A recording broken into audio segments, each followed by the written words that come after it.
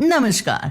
आज मैं ऐसे हत्यारे की कहानी सुनाऊंगी जो जेल में रहता है, लेकिन वह अच्छा खाता पीता है और वही विवाह भी कर लेता है। कहानी के प्रारंभ में एक हत्यारे पर मुकदमा चल रहा है। मिलचुल नाम के अपराधी ने 1 दर्जन निर्दोष लोगों की जानें ली हैं, पर अचरज की बात है कि उसकी मौत की सजा को आजीवन कारावास में बदल दिया गया, जिससे दर्शक हैरत में पड़ जाते हैं। मिलचुल को पुलिस की सुरक्षा में जेल ले जाया जाता है। जब वह वहाँ पहुँचता है, वहाँ का दृश्य देखकर हैरान हो जाता है। वह जगह बिल्कुल जेल जैसे नहीं दिखती, वह जगह आलीशान ढंग से सजाई गई होती है। ये तो एक महल है। मिलचुल गार्ड से पूछता है कहीं इसमें कोई चालबाजी तो नहीं, लेकिन गार्ड मुस्कुराकर जवाब देता है यह एक मानवाधिकारी जेल है। अपराधियों को भी व्यक्ति के रूप में अधिकार होता है, वे भी अच्छी सेवा के हकदार होते हैं, आप इसके हकदार है। इसके बाद गार्ड चला जाता है। मिलचुल अब भी चकित महसूस कर रहा है। इससे पहले वह कभी किसी आलीशान घर में नहीं रहा, वह जेल में रह सकता है। आलीशान घर के अलावा भोजन भी जरूरत से ज्यादा है। उसे डिनर में या तो स्टीक या फिर लॉबस्टर मिलता है, लेकिन मिलचुल को लगता है कि भोजन में जहर है, इसलिए वो रोज खाने से इनकार कर देता है। उसे आश्वस्त करने के लिए गार्ड उसके छोड़े भोजन को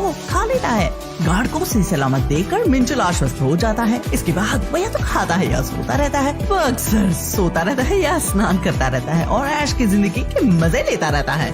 एक दिन सुबह गार्ड अपने साथ एक सुंदर लड़की को लेकर आता है। लड़की जेल के कपड़ों में होती है, वह भी जरूर एक अपराधी होगी। गार्ड उसे बताता है कि उसका नाम मिशुन है और वह वहाँ उसके लिए ही आई है, चूंकि यह एक मानवाधिकारी जेल है। अपराधियों की शारीरिक जरूरतों का भी ध्यान रखा जाता है। इसके बाद गार्ड लड़की को छोड़कर चला जाता है। मिलचुल का दिमाग फिर से हिल जाता है। उसे सब कुछ अवास्तविक लगता है। वह लड़की का गला घोटने लगता है और पूछता है कि क्या वह उसका मजाक उड़ाने आई है। उस लड़की का गला घोटता देख गार्ड अंदर आता है और उस पर स्टन गन चला देता है। मिलचुल जगता है और पाता है कि वो एक बिस्तर पर लेटा है और जंजीरों से बंधा है। मिशुन उसके बगल में बैठी है और अपनी कहानी सुना रही है। उसे उसका पति प्रताड़ित करता था। एक दिन जब वो उसका विरोध कर रही थी, उससे दुर्घटनावश उसकी हत्या हो गई। इस तरफ वो यहाँ पहुँची। मिलचुल इस दुर्भाग्य के लिए सहानुभूति व्यक्त करता है। उसने उसे गलत समझा था। वे दोनों चुप है। दूसरे दिन उसे उससे नजर मिलाने की हिम्मत नहीं होती, लेकिन वह उसे साथ भोजन लेने के लिए आमंत्रित करता है। समय बिताने के लिए वे भोजन के बाद एक मूवी देखते हैं। मिशुन के साथ रहते हुए वह ज्यादा बेहतर जीवन बिताता है। साथ रहते हुए वह उसके साथ प्रेम करने लगता है। वह उसके सामने प्रेम व्यक्त भी कर देता है। मिशुन लजाते हुए प्रस्ताव स्वीकार कर लेती है। कुछ दिन बाद गार्ड की मदद से वे विवाह भी कर लेते हैं। वे विवाह के बाद एक दूसरे से काफी प्रेम करते हैं। मिशुन जल्द ही गर्भवती भी हो जाती है। मिलचुल शपथ लेता है कि वह उसका ध्यान रखेगा। एक दिन मिशुन को पीड़ा होती है। मिलचुल गार्ड को बुलाता है और उसे अस्पताल भेजता है। डॉक्टर बताते हैं कि मिशुन को प्रसव पीड़ा हो रही है। मिलचुल डिलीवरी रूम के बाहर बेसब्री से प्रतीक्षा करता है। पहली बार उसे किसी बात की इतनी चिंता हो रही है। कई घंटे बाद एक नर्स एक शिशु को हाथ में लिए बाहर आती है।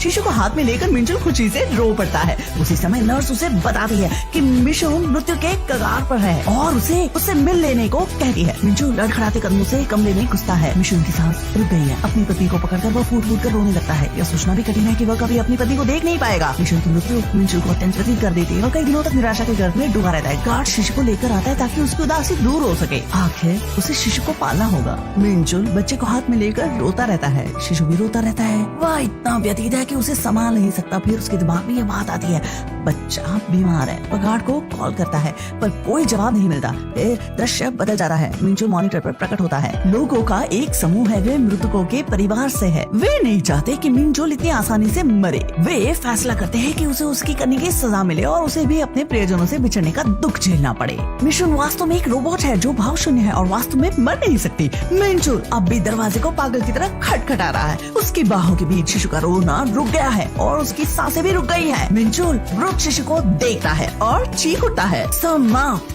ये एक कहानी है जो एक कोरियन फंतासी रचना फैंटेसी टावर से ली गई है। मानसिक पीड़ा शारीरिक पीड़ा से कहीं ज्यादा कष्टदायक और लंबी होती है। अंततः मिलचुल को उसके पापों की सजा मिलती है। यदि वास्तविक जीवन में भी ऐसी सजा दी जा सकती तो क्या आपको यह पसंद आती? अपनी राय अवश्य दे। अब हम मिलेंगे अगले वीडियो में।